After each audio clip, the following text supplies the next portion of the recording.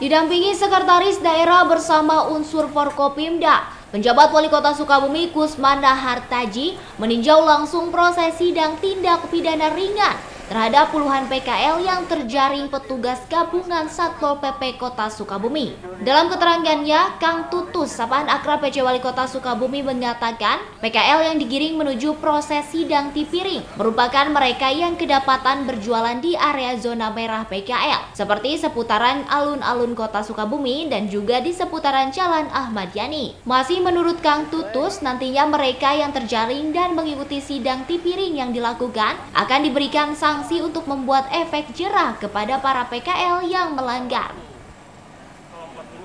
Ya, itu kan salah satu langkah kita ya untuk membuat masyarakat, para pedagang atau PKL tertib dan komitmen untuk, karena kan sudah ada aturannya bahwa di zona merah itu dilarang berjualan, tapi terkadang juga mereka berdegong.